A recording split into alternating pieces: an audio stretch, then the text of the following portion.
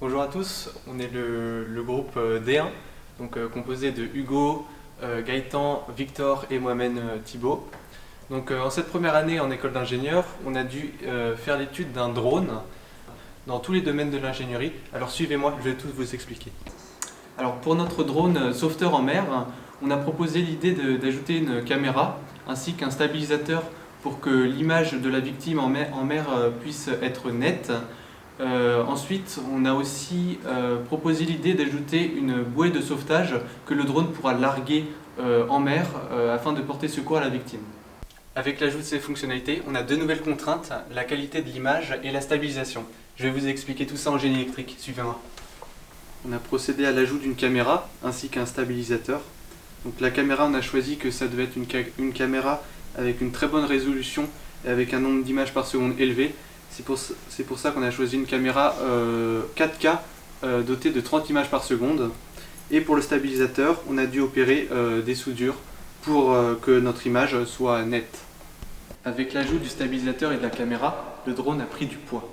En génie mécanique, on a donc cherché à optimiser nos bras de drone afin que le drone soit plus léger. Le bras du drone actuel, il est lourd, il n'est pas très beau, donc on l'a redesigné sur SolidWorks. Maintenant, il est plus léger, il est plus joli. On a opté pour un design en pavé en creux, donc il est très résistant et ça, c'est parfait. Notre deuxième piste pour l'alléger, c'est de changer les matériaux. Suivez-moi en EM. Du coup, on a continué à optimiser le bras de notre drone en changeant les matériaux. On a décidé qu'il devait être plus résistant au choc, mais aussi moins flexible. Du coup, en changeant ce matériau, on a estimé qu'on pourrait gagner environ 5% du poids de notre drone. Il sera donc plus léger et plus résistant. Maintenant que notre drone est tout prêt, que nous avons une bonne caméra et une bonne stabilisation, il nous suffit juste d'un code pour suivre une personne en danger. Suivez-moi. Dans l'objectif de suivre une personne en danger, nous avons modifié et écrit une partie de code pouvant suivre une personne sans l'aide d'un humain. Maintenant, nous savons qu'elle peut marcher et peut suivre une personne à la perfection.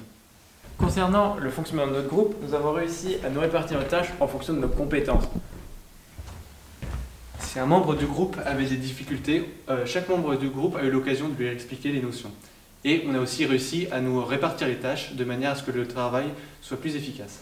Durant ce second semestre, nous avons travaillé sur plusieurs domaines pouvant permettre au drone de sauver des vies. Nous avons travaillé donc sur l'intégration d'une caméra, mais aussi d'un stabilisateur et aussi une optimisation des bras du drone avec un changement de matériaux et un changement de design.